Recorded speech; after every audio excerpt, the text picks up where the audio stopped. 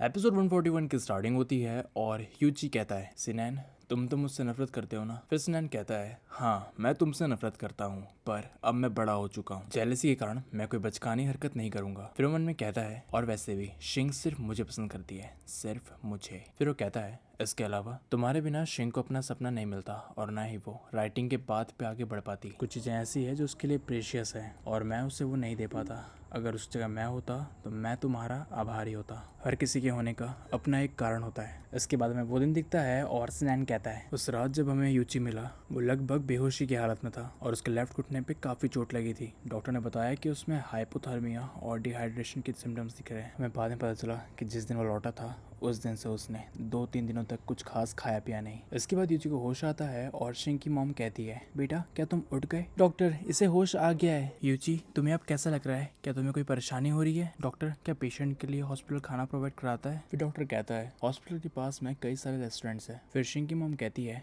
यूची क्या तुम्हें कुछ खाने का मन है? और वहीं यूची मन में कहता है, ऐसा लग रहा है कि मरने के बाद एक बार फिर से जिंदगी मिल गई। काफी अच्छा महसूस हो रहा है, पर यहाँ पर इतने सारे लोग क्यों हैं? फिर सिनैन कहता है, भारी खाने के लिए तुम्हारी बॉडी अभी कमजोर है, मैं तुम्हारे लिए दलिया लेके आता हूँ। फिर शिंग कहती है, मैं भी तुम्हारे साथ चलूंगी और रास्ते में हम कुछ फ्रूट्स ले लेंगे। फिर शिंग की मॉम कहती है, ये लो यूची थोड़ा पानी पी लो। फिर यूची मन में कहता है, कितने अच्छे हैं ये, बिल्कुल शिंग की तरह। Thank you aunty. फिर मिस्टर एन कहते हैं, तुम अब सेफ हो यूची, सब कुछ ठीक है और तुम्हें बुखार भी नहीं है। फिर यूची कहता है, थैंक यू आप सभी को, मेरे कारण आप लोगों को इतनी परेशानी हुई। फिर सिनैन की मॉम कहती है, तुम कैसी बातें कर रहे हो यूची, कैसी परेशानी? हम तुम्हारा ही परिवार है। फिर यूची मन में कहता है, ऐसा पहली बार हुआ है कि मेरे पास इतने सारे लोग हैं मेरी परवाह करने के लिए। फिर जियांग आता है और वो कहता है, यूची क्या तू उठ गया? मैं तेरे लिए कपड़े लेके आया हूँ, ले पहले कपड़े चेंज कर ले। इसके बाद हमें कुछ देर बाद का सीन दिखता है और यूची कहता है, सब लोग मेरी कितनी परवाह करते हैं, अंकल आंटी अच्छे हैं, शिंग, सिनैन, टीचर एन, ये सब बहुत अच्छे हैं। क्या मैं डिजर्व करता हूँ इन लोगों को